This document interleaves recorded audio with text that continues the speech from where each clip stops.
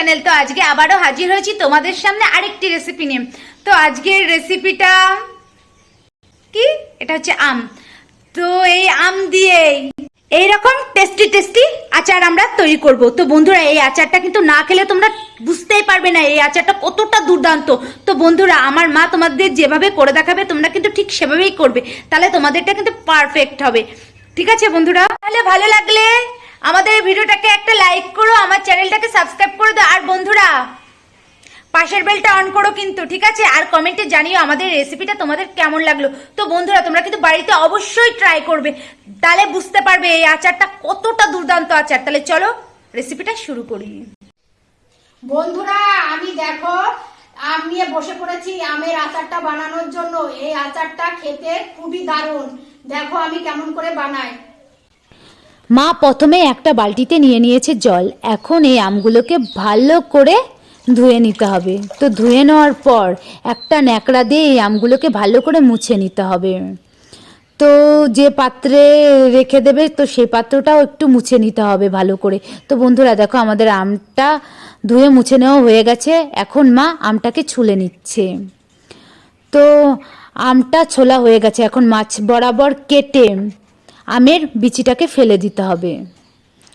তো বন্ধুরা, আমের বিচিটা ফেলে দেওয়ার পর আবারও মাছ বরাবর কেটে নিচ্ছি। এইভাবে কেটে 4 ভাগে ভাগ করে নিচ্ছি আমটা। তো যে পাত্রতে কেটে রাখা আমটা রাখলাম সেই পাত্রটাও কিন্তু ভালোভাবে মুছে নিতে হবে, জল থাকলে হবে না।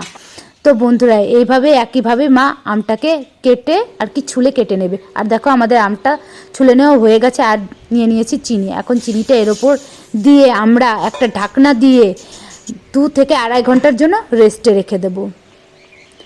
তো বন্ধুরা, মা এখন উনুনটা ধরিয়ে নিচ্ছে। এখন শুকনো খোলায় ভেজে নেবে একটা মশলা। প্রথমেই দিয়ে দিচ্ছে শুকনো লঙ্কা। তো এই লঙ্কাটা দেওয়ার পরে আবার একটু নেড়েচেড়ে ভেজে নিতে হবে। তো তারপর এতে দিয়ে দিতে হবে ধনেটা দেওয়ার পর আবারও নেড়েচেড়ে একটু ভেজে নিতে হবে। তারপর এতে দিয়ে দিতে হবে জিরে, মৌরি। দেওয়ার পর আবারও নেড়েচেড়ে মশলাটাকে একটু ভেজে নিতে হবে। তারপর এতে দিয়ে দিতে হবে মেথি। তো মেথিটা কিন্তু অল্প পরিমাণেই দিতে হবে। তারপর দিয়ে দিলাম রাঁধুনি। তারপর দিয়ে দিলাম সর্ষে। তো দিয়ে দেওয়ার পর তারপর আবার নেড়েচেড়ে মশলাটাকে ভেজে নিতে হবে।